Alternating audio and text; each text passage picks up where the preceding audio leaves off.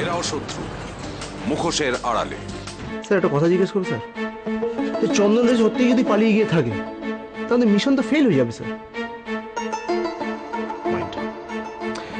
আচ্ছা, আমাদের উপরে কে আছেন? Sir CID team, Amit Mukherjee. টোপটা যখন ফেলা হয়েছে, মাছ যখন টোপটা গিলেছে, ওই মাছ ডাঙায় উঠবেই, টেনশন নেই। এখন শুধু ঠিক সময়ের অপেক্ষা। হিংসে করে তোমাকে, হ্যাঁ? তাও আবার কে?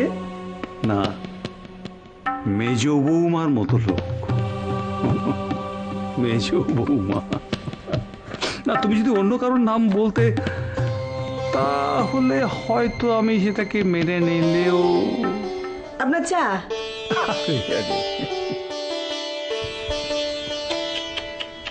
মেজ বৌমা লেট,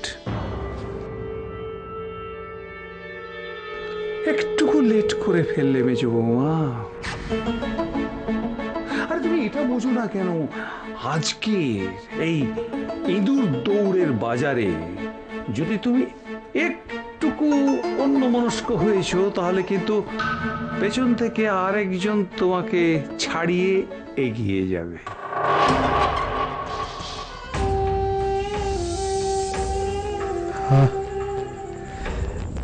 ভয় নেই, একটা নিরাপদ জায়গা, এমন এক জায়গা যেখানে আপনার জামাইবাবুর হাত আপনার উপরে এসে পড়বে না। অ্যাকচুয়ালি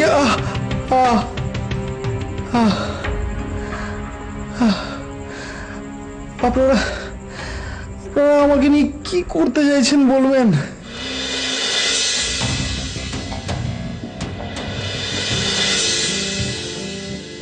ভয় নেই, ভয় পাবেন না। দেখুন, আপনার কোনো ক্ষতি আমরা চাই না, বরঞ্চ আমাদের এটাই চেষ্টা হবে যে আপনার ভালো হোক। আর এদিকে ভাবুন তো, আপনার পরম মিত্র আপনার জামাইবাবু যে দুবার লোক পাঠিয়েছে আপনাকে মারার জন্য। এবার নিজেই বুঝুন, কে শত্রু আর কে বন্ধু।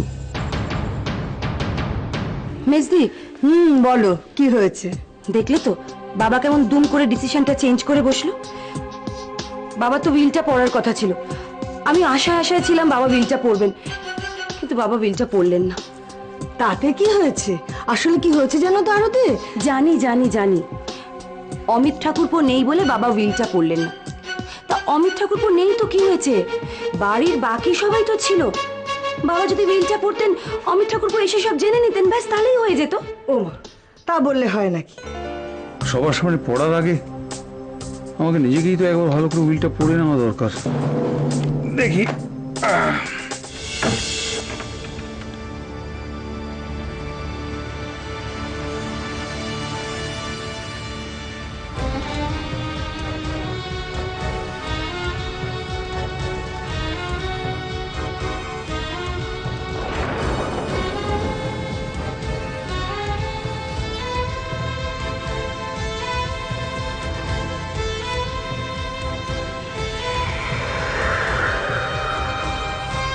এইখানেই তো ছিল।